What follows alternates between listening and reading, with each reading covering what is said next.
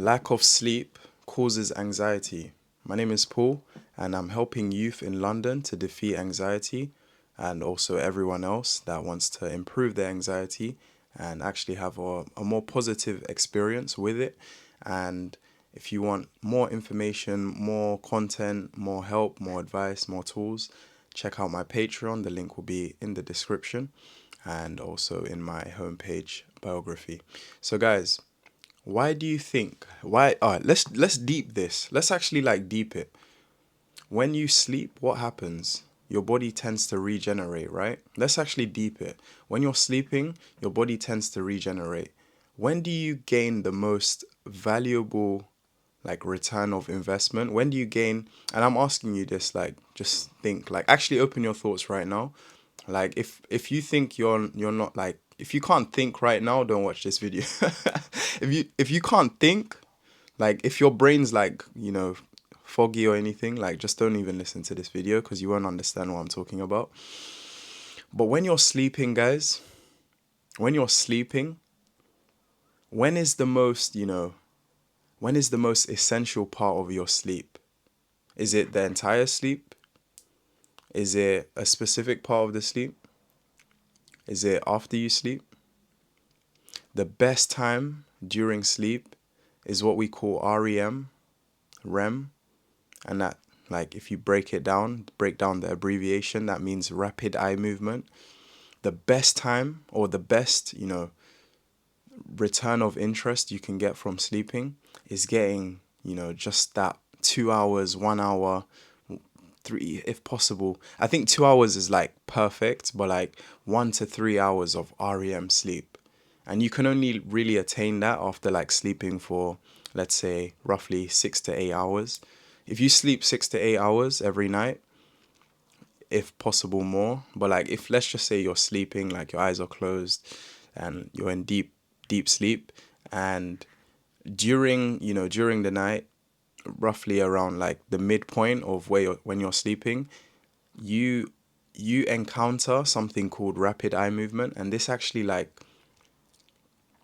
is where your body is literally restoring, regenerating, like, resting, sending all the cells energy, etc., oxygen, and it's just repairing your body, repairing your mind.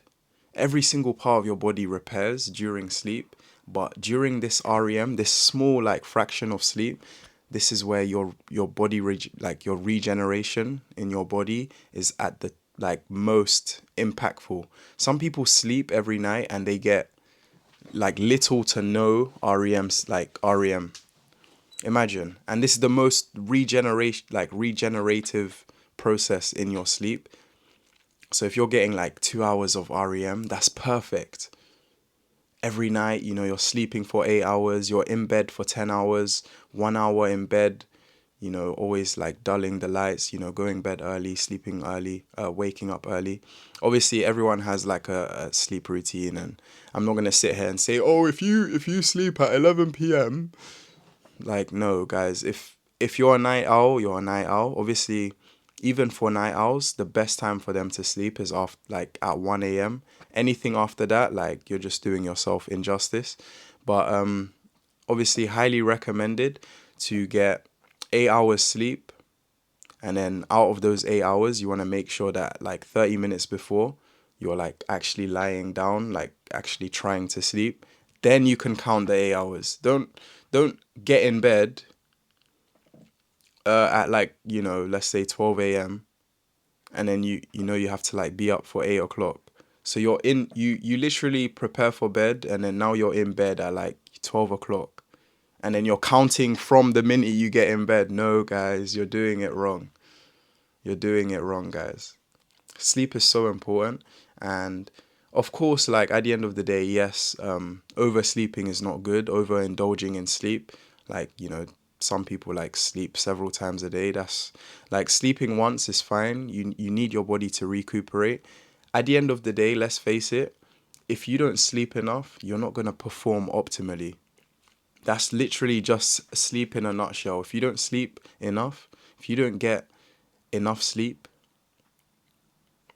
and also like, staying hydrated before sleep, and ensuring you're eating a healthy meal so that you're not like, and making sure your environment is dark so you're not affecting your sleep. So many other factors. But if you're not getting enough sleep, just in general, like, you could be sleeping on concrete, people shouting, I don't care. If you're not getting enough sleep, 8 hours a day, like, at least, you will not perform optimally. That, like, literally, that is just it in a nutshell. Obviously, you can do 6 hours. Some people are like happy with 6 hours. Some people are okay with 8 hours. But if you're like, affecting, some people, I know people that like sleep for 4 hours, and you can just tell, that you could see just from their face the stress. Just even speaking to them, they can't be like calm or patient. They're very like impatient, very jittery. They always need like a coffee or some sugar to like give them energy. They can't just be in the present moment. They can't even take a deep breath. They probably go through a lot of anxiety, depression, stress, so many baggages besides the eye bags. So it's just like, if you really want to fix your anxiety, let's be real, you probably do. You probably want to fix, not necessarily that bad, like anxiety is a bad thing, but the negative side effects of anxiety, the fear, the worry, the weird muscle spasms, the lack of concentration, always starting one task and not finishing it and starting another one, panicking, being scared or afraid to open up or speak to other people. Just so many things, like all these things that are hindrances with anxiety. Like, obviously, if you're getting anxiety because you're happy or excited about something amazing about to happen, then that's okay, like, obviously. But don't let it like succumb you and then become a negative experience in your life, which then obviously becomes more of a long-term impact in you. At the end of the day, what you want to make sure is that during these short-term bursts of like experiences that you have, you want to make sure that you're decreasing the negative experiences that you have. Obviously, like, genetics and stuff like that, unavoidable, or like, if you get injured. But like, you want to decrease the negative experiences you have, because over time these things tend to compound. It's like finances. It's like if you put money into stocks and shares, let's say every month, compound interest over time, you'll make even more money because you started off with some money.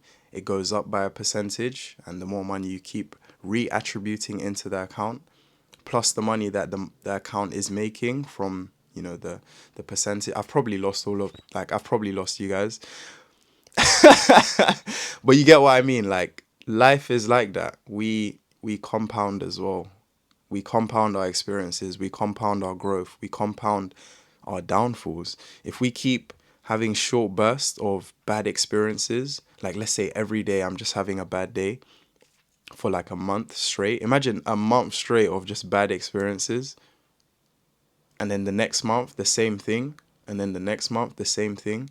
How the hell do you think that's going to affect me in 10 years? Negatively, right? I'd probably have anxiety, fear, blah blah blah, so many things. I'd be on like the verge of S. I'm not gonna like finish that word off. You can probably like assess what I was gonna say. But guys, genuinely, it would be better for you to compound the positive experiences, because you'll be better off long term, as opposed, or whereas, if you was to compound the interest, or, bad things are going to happen regardless, but it's about the way you respond to these bad things. So I could injure my foot, I could damage my arm, I could be in a cast, I could be broken, this, that, anything can happen. Family member pass away, maybe finances, bills, start to overcome me. Just anything could happen. Maybe get arrested, whatever, like, God forbid, all these things. But whatever these things that happen, I would accept that the world, everything in my world is happening as it should. And secondly, I'd stay grateful, stay positive, because I know if I keep putting myself down or worrying about, or, just just putting myself down, essentially being negative in that situation and worrying, having fear, panicking, having anxiety, jealous, not jealous, sorry, nervous. if I just if I keep being negative, over time, like long term, I would never be able to respond. That's why I feel so bad for like elderly people that have like anxiety. Like I'm talking 40, 50, because it's just like I could only imagine your youth. I could only imagine your early adult years. Like you probably had so much anxiety, so much stress, so much build-up of all this negative emotions and negative physical restraints. It's just like so many things are just clogged up, and you almost feel weird for changing. Like you literally feel weird to be positive. I know people that like it's almost like cringe to them. It's literally cringe. Do you know how like sad that is for their lives? Like it's weird for them to be positive. Like they laugh at negative things. They find humor in bad things, and then they stress about, other things. So it's like they get irritated easily. You can tell they're very responsive to anything that happens. It could be the smallest detail. They might even get something wrong. Like you might say something to them,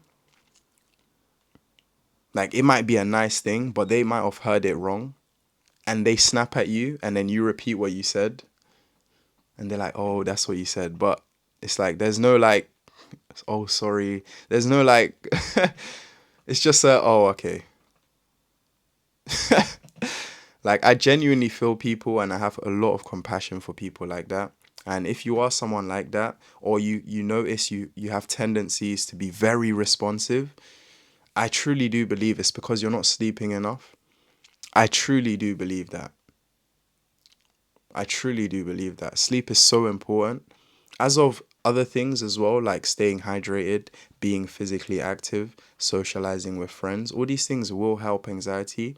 But if you're not if you're not improving the foundational thing, which is resting, recuperating your brain cells, your body, your blood, oxygen, if you're not like focusing on the very primary thing, which is sleep, and making sure that you are getting enough sleep. Like some people go to like it's like it baffles me that people work 40 years, like 40 hours a week for 40 years just to get a pension, and now they're 60. Oh great, like now you have a golden wheelchair. Like okay, you're rich, but you haven't been able to spend any of your money in your youth. You haven't been able to experience life. It's like it's so nice. Okay, yeah, great. I'm rich at 67, but I've literally got tired bones. I have anxiety. I have stress. I have this. I have this problem. I have all this money, but like I'm old now and I'm defeated. Genuinely, my heart is out there for like the older people, and it's still not late for you. Like if you're 50, if you're 60, it's not late for you to change. But the hard part is people that are like 50 or 60, their mind is so like it's almost like, oh, I know everything in life. They're not willing to learn from other people. They feel like they know it all. And I'm someone, I listen, I learn from everyone. I don't care if you're stupid. I don't care if you have like a disability. I don't care if you are literally or you feel like you are the dumbest person in society. I still learn from people. Obviously like not like murderers or like to mad extent, but even those type of people can teach me something. Maybe they were a murderer and it was self-defense. Oh, see how, just a little a little bit of, background on it, just having a bit more. There's a specific word I'm looking for. It's not coming to mind. It begins with C. You probably know the word. I don't. Or whatever, but there's background behind it. That person might be a murderer, but we didn't know everyone judges him for it, but we didn't know that behind the scenes, maybe he was self-defending a family member, and he's gone to prison now, and he he's always staying positive, always learning, and he teaches me something. He's like always believe in the truth, and it could be anything, but I could learn from anyone. That's one good trait about me, and that's a trait that I'd like share with you guys. But one thing you need to also learn is, yes, it's okay to learn from other people, but pick out the things that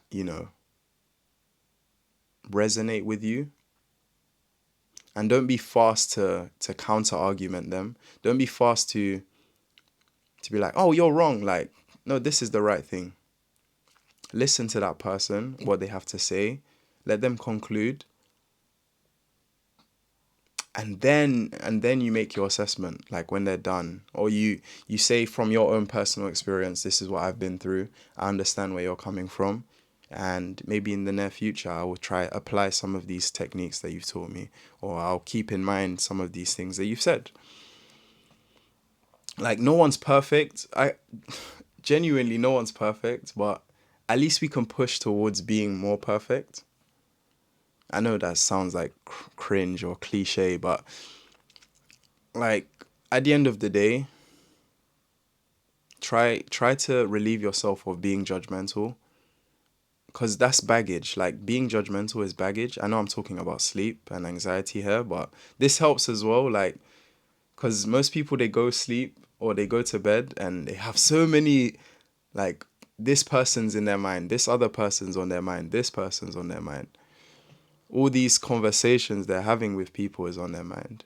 Like, maybe social anxiety isn't your problem. Maybe you're great at socializing, or maybe you overthink. Are you an overthinker? And it's okay to overthink, but what are you overthinking about? Okay, it's not okay to overthink. Like, genuinely, it's not okay to overthink, but it's good to think. And it's good to think, like, naturally, with presence, being, in the moment, allowing thoughts to come and go, solving problems in your head rather than worrying about them. That's a good way to overthink, I would say. But if you're overthinking, like, conversations you've had with people or are going to have with people that were negative, and you just keep replaying this image of this negative experience that you had with this person, and it's making you, like, literally turn in your sleep, and you can't sleep, and you're sweating, and you just keep thinking about this thing, and you're not focusing on your breathing, and maybe your lights are on because you can't sleep in the dark, which is actually affecting your sleep. Maybe you haven't like drank water in the last like 10 hours, and your last drink was like a Fanta orange or a coffee before bed. I'm not here to like change you. I'm not here to change your life at all. At all. That's the last thing I'll ever do. The last thing I'll do to anyone is try to change who they are. What I will do is share my own experience, tell you how this has helped me, tell you how this has helped other people, and then you make that decision.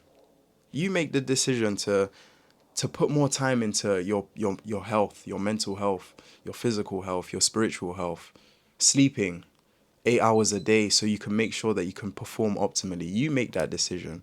I'm not going to make that decision for you. Why? Because I can't. I can't, exchange bodies with you for a night and show you what to do. And also, I make mistakes myself. It's these videos that teach me or remind me to keep, being on my progress, so I don't just practice. Like, I'm not just preaching and not practicing. So genuinely, guys, I would highly encourage you to get more sleep and also promote sleep hygiene. There's literally a video on sleep hygiene, Dr. Andrew Huberman. I will make Patreon videos in the future speaking more about how you can improve your like sleep hygiene and stuff like that. A lot of us know these things already. We just need someone to tell us again. And then if you don't know these things, it's like, okay, maybe I could just improve these things. Like, there's so many other things I could tell you to do, but I'd prefer like keeping it as simple as possible, just focusing on the essentials, get enough sleep every night. Try to be in bed for, if you're aiming for 8 hours sleep, try to be in bed for 9 hours. 30 minutes, before sleep, before waking up, or even 1 hour, just to make sure your mind slows, your mind, slows down on the thoughts, your heart rate reduces. Try to be in a colder temperature room. If you want, like, to stop mouth breathing, put like polypore tape on your mouth. Like, there's so many things you could do to improve your sleep. But for me personally, just get more sleep. How can you do this? Just sleep more, guys. It sounds difficult, especially if you have work at like a weird time and you work weird hours, and you've got so many plans and commitments and responsibilities. I've got to wake the kid up in the morning. I've got to do this. I've got to go to work. I have a family meeting at this time tomorrow. I've got to move houses. There's so many things people go through every single day. And I can understand, like, focusing on the basics, the very essentials, can be very difficult. And one thing I always like rid myself of is too many commitments. Because I don't want to commit to too many things. And then now I'm giving 5%, 5%, 5%, 5%, 5%, 5%.